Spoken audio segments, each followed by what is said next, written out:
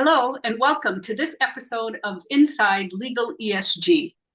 My name is Pamela Cone, and I'm pleased and honored to be the host of this podcast series. Today, we have with us Max Finney, Senior Sustainability Manager at Shoosmiths. Welcome, Max. Thanks a lot for having me. It's our pleasure. So let's start at the very beginning. Tell us a little bit about your career and what career progression got you to your role now at Shoosmiths. I'm the sustainability manager here at Shoosmiths, and I've been in sustainability now for over a decade. I've had roles across operations, supply chain, strategy in a load of different industries. I started in chemicals, so in an environmental management role and energy management role. From there, sort of saw an opportunity within supply chain and procurement to have an impact beyond just that sort of local site management, and so have an impact on supply chain. I think one of the sort of the first roles around sort of sustainable supply chain. And so in there, I sort of worked on a lot of things from renewable energy through to, waste management, all those sorts of not always particularly glossy or exciting things, but the real sort of nuts and bolts of how those contracts work and how you drive that change through your supply chain. From there, moved into pharma and then worked as part of the NHS England team that rolled out social value in procurement. That was sort of a fantastic opportunity to really see how to drive sort of massive change in a very decentralized way across huge supply chains as one of the sort of the largest organizations in the world that the NHS makes up. And then from there, sort of worked in financial services, again in a supply chain role. And now I'm at Shoosmiths. So my role is one that covers all elements of our sustainability program. So our supply chain, our own operations, as well as how we engage and support with our clients and help them to deliver their own sustainability strategies. I was having a conversation the other day about the difference between procurement and supply chain management, and is there a difference? What are your thoughts? Are those two words interchangeable? It depends on the organization. I think there's probably some specific definition that is different. I think procurement is the front end of supply chain in general. So procurement is selecting your strategy of how you go to market, what you buy, how you buy it, when you buy it.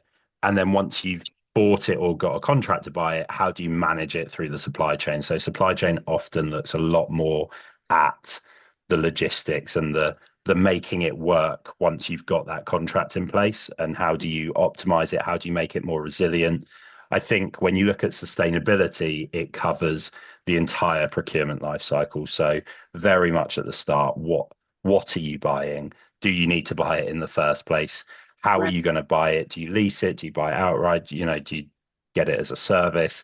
What's the impact of that on the sustainability of the product or the service?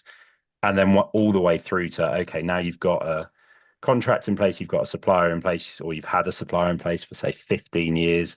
How do you energize them to help them improve their sustainability capabilities? And you don't just sit there in your ivory tower at the center decreeing that you must do this and you must do that. How do you work in a collaborative way with across your supply base to help them and leverage the fact that, you might have X impact, but the impact of your supply chain is in almost all industries going to be vastly larger than your own impact. So how do you leverage and energize that supply chain to make a real difference, globally, whether you operate in the UK, the US, Europe, anywhere around the world, your supply chain operates globally. So how can you help them to have an impact? So presumably Shoosmiths is working on this for your suppliers. Are you also feeling, being part of your client's supply chain, feeling that same initiative to collaborate and work together on these issues from your clients? Yeah, so I mean, on our own supply chain, we've got a dedicated sustainable procurement person. They're focused on delivering that concept of, as I was just saying, around how do we energize and leverage that supply chain. We work collaboratively with our suppliers on improving their own sustainability, making sure that we have the data, but the data isn't the end goal, it's only an enabler. So not getting sort of, obsessed by data quality, and it's more around, do we have the data quality and ability to then make decisions and have the insight to do that. I think when you look at our clients, we are starting to see a maturing of ESG and sustainability across all sectors. And I think the way that that is most tangible is you get asked more insightful questions during tenders and during reviews and during engagement with your clients. So the days of, do you have a net zero target, are sort of, I think, numbered, and it's a lot more, we're seeing questions driven by, I think, legislation in the initial sense. So you have things like in the EU CSRD and CS triple D, where clients are being driven by legislation to do more due diligence and ask deeper questions. But I think really it reflects sort of good business management, good risk management of embedding sustainability and ESG into the same way that you would around data security, the same way that you would around, resilience of your supply chain. It's that ability to have a much more mature approach that isn't just a tick box, and it's also less of its own section and more just that this is what we expect from you across all of these areas, and this is what we want to see from you, and then we can engage with that, and it gives us clarity as well. There's nothing worse than one year you get asked what's your climate strategy, the next you're being asked nature, then the next, and it's evolving, but you don't have any certainty of what's expected of you over the next 3 to 5 years, which means you can't you're almost guessing where you need to position yourself. So I think what we're starting to see is that longer term thinking, a maturing an approach that gives you real sort of, this is what our expectations are over the sort of the medium term. And I think that maturity is driven by a lot more interrogation in terms of questions.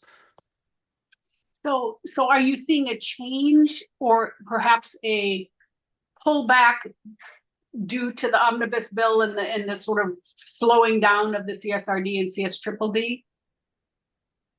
I think the impact of that specific bit of legislation is probably is not fully understood yet.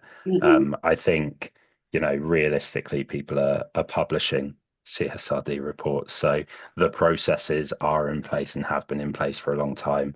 Organizations of the size that are captured by this sort of legislation take time to adapt and to change. So I think, they have been putting in place those sorts of data requests and requirements for a number of years in many cases.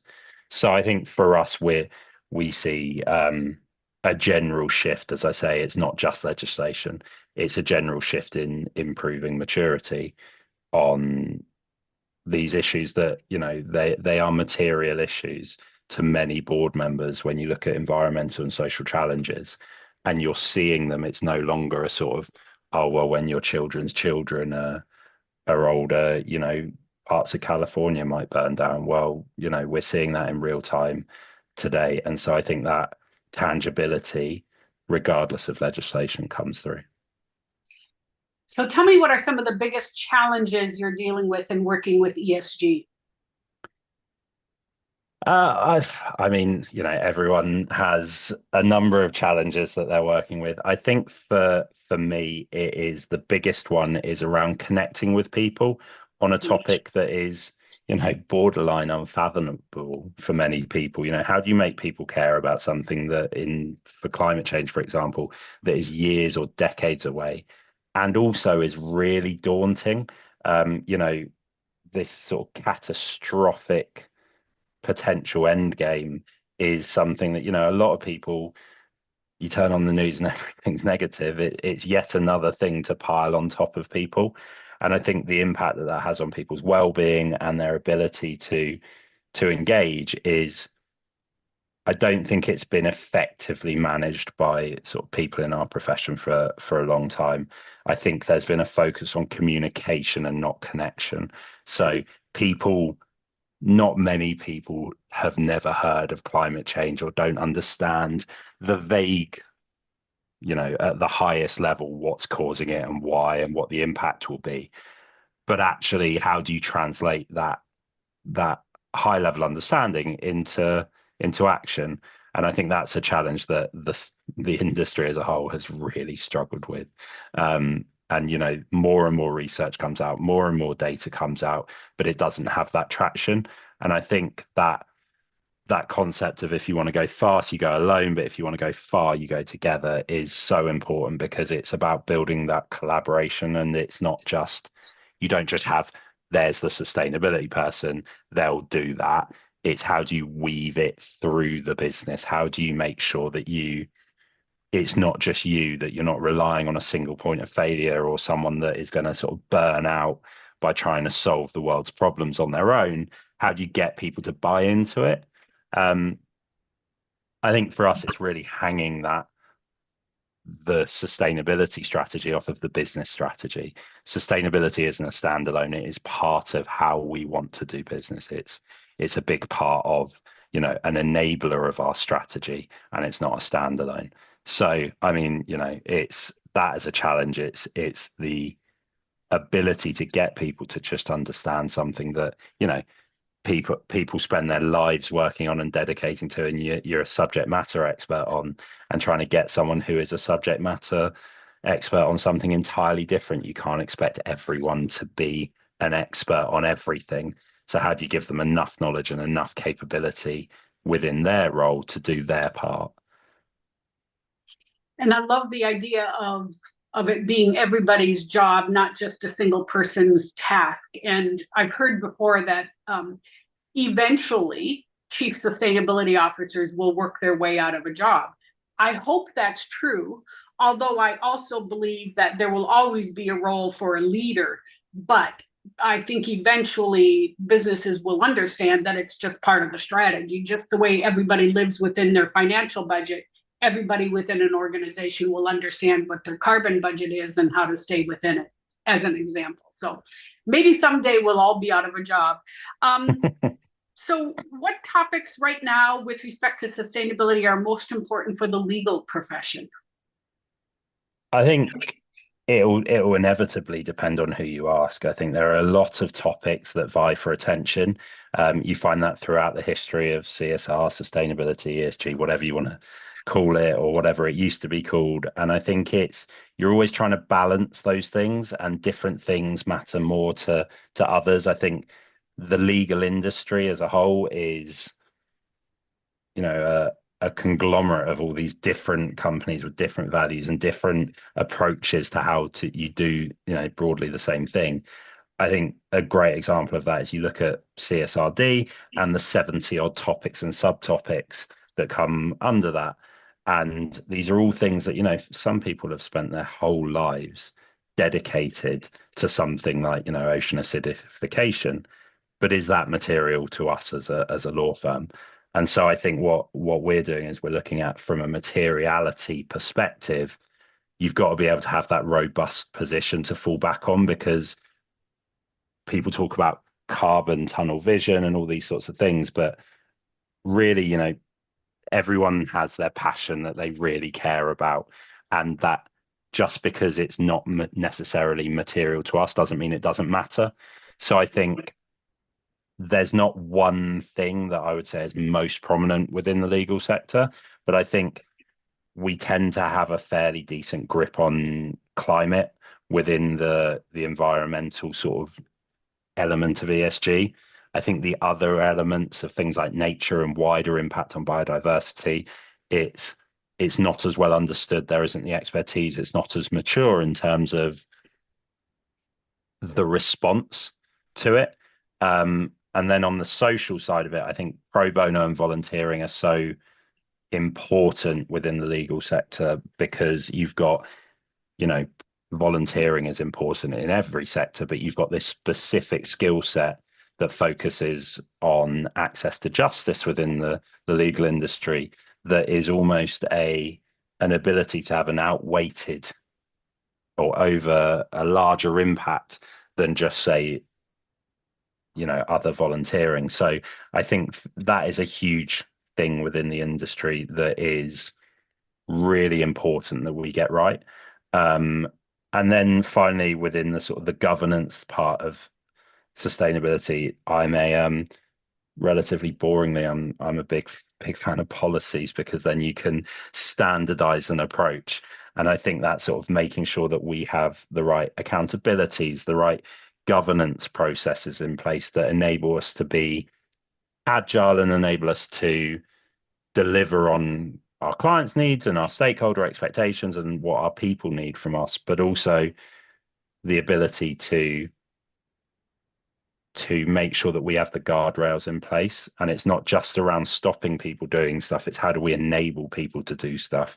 How do we give them the confidence to do that through a robust policy position, but also through the capabilities and skills? Like I said, you can't expect people to be able to be a sustainability expert and a partner who's an expert in, real estate law, and you can't be, but they're also, I don't know, a Sunday league footballer, and they've got kids, and they've got, all of these things. You can't expect people to dedicate their lives to it in the same way that, some of us might. But I think that what you need to do is to give them the confidence and the capability to do their part and be effective.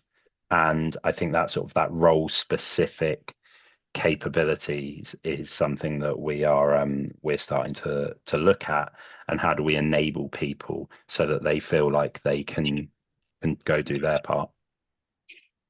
So, so what do you think the rest of 2025 and into 2026, what's in store for us, just generally, as well as, if you want to share what's next for Shoosmiths, that would be fine too. I think generally it's that maturing of the approach. You're starting to see a lot more maturity, and it's a sort of word that I come back to a lot, around a lot of different topics. And you're starting to see not just law firms, but society as a whole really address and start to move, I hope, from transparency, which is great, but transparency and data is just an enabler, to real action. And I think it sometimes gets lost in the noise, but I think there is a huge amount of positivity when you go looking for it around sustainability. You start to see major economies, like the UK, becoming running purely on renewables. You're starting to see other major economies where their emissions have peaked and they're going to start dramatically reducing their own emissions. You also start to see real positive social change. And when you start to look at things like the transition to net zero, I think that embedding of a concept of a just transition is so important. And hopefully, I think that'll start to, again, sound like a broken record, as we mature our approach, start to become much more accepted and much more consistently developed and deployed. So I think it's a long game. It's not the sort of thing that, oh well, last year we did this, but now we've solved climate change this year. Don't worry, guys. So I think it is very much for us as a firm, we're looking at how do we embed sustainability over the next year or so that it is well and truly just a built into and an enabler of our strategy as a wider firm. So we're doing a lot of really exciting things. Like I said, we've hired a sustainable procurement person. We are, making real progress on our carbon emissions. We have a number of initiatives, such as our internal carbon price on flights we're using to make sure that we make the right decisions on travel, and that travel is purposeful, and that then where we do need to travel, the impact of that is sort of mitigated as such by creating this carbon levy that enables us to fund other carbon reductions that potentially wouldn't have been viable otherwise. So as a firm, it's really around how do we deliver on, we've set our stall out, we've set where we want to go on sustainability. But anyone can create a nice shiny slide. It's the nitty gritty of how do you actually deliver on that. And so that leads perfectly into my next question. If we talk again a year from now, what will have changed? What will we talk about? Again, I see it as a positive that not much, I suspect. And it's because the process is working. It needs to go faster. We need to go faster. We need to go further, but we're at least pointing in the right direction. And I think so, when we look at how do we drive these sorts of things, it is that idea of it's not particularly sexy, it's not particularly interesting to a lot of people, but actually how do you drive that real sort of nitty gritty operationalizing? How do you turn what you have on your slide, your vision, into it's just another day at the office, it's another boring activity, but they build up and build up and they become these building blocks of a really solid foundation that enables you to drive immeasurable change from where you thought you were going to be at the start. And these little actions that every day make the world a slightly better place, you end up somewhere that you're further than you thought you'd be. And I think keeping that perspective is incredibly difficult when you're A, in the weeds, or B, when you have a huge amount of negative media shoved down your throat every day. But I think that hopefully sort of this time next year, it's just a case of, we're continuing, we're carrying on, we are making good progress, we are making an impact. I think for us, it's how do we articulate that in a way that it doesn't sound flippant when it is put in front of the sort of the context of wider society and what the wider world, saying the world's great, we're now 100% renewable is a difficult thing for people to swallow when actually the world isn't so great and it isn't great for them. And so I think that is that's something that, coming back to one of the first points I raised, it's how do we connect with people? And so I would hope that this time next year we're a lot more connected. We have a lot more people being that champion for sustainability, both within the firm, within the industry, within society, and that we see the value that it delivers, because it's not just a risk, it is an opportunity. It's a fantastic opportunity, the transition to net zero, along with a whole host of other really important sort of social topics that we're working on, that gives us an opportunity to first and foremost make a difference, but also to have a differentiator and to add values to the business. We are a business, and so adding value to the business's bottom line, adding value to our clients, and being able to demonstrate that in a really tangible way.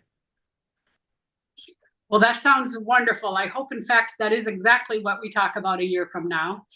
In the limited time we have left, I always like to ask my guests one final question, and that is, given the current political headwinds and the negative media that you mentioned and sort of the challenges ahead of us, what gives you hope?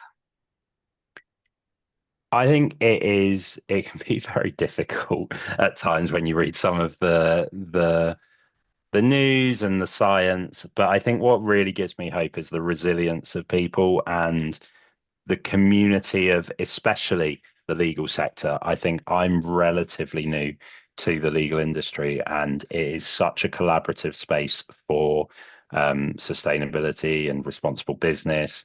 And I think that having a network of people that get you, and that sometimes you might need a bit of a venting session. Sometimes you might need something a bit more positive of a, I just want to bounce an idea off you, or I want to understand how you've done it.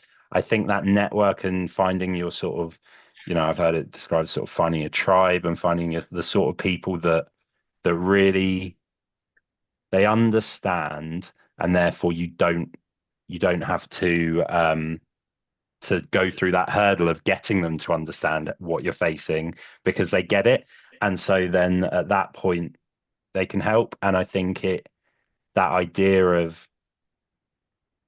I don't think or anyone else that I know is arrogant enough to think that we have all the answers ourselves.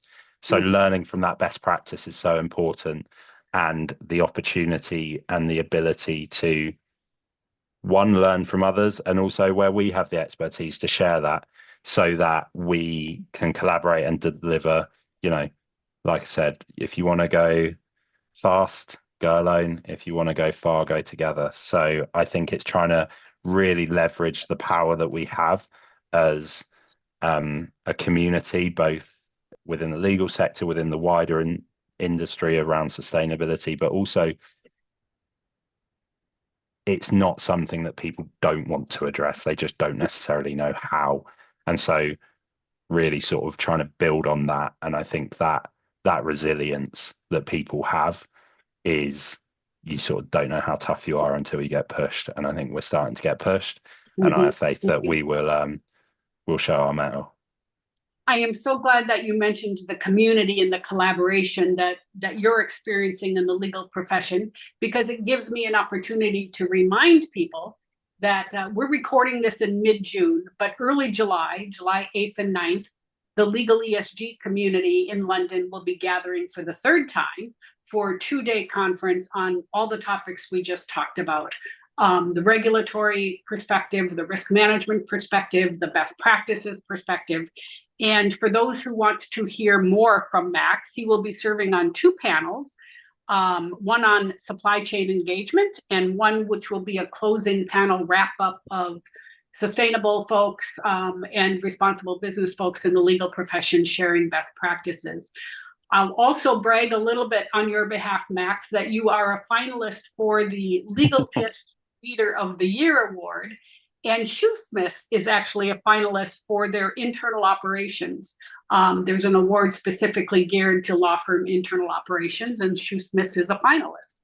So for those of you who are listening, if you haven't yet registered for Legal ESG to join us for those conversations, please do so. Max, thank you so much for joining us and giving us your insights, and I look forward to seeing you next month in London. Thanks a lot for having me. Really appreciate it. My pleasure. Goodbye.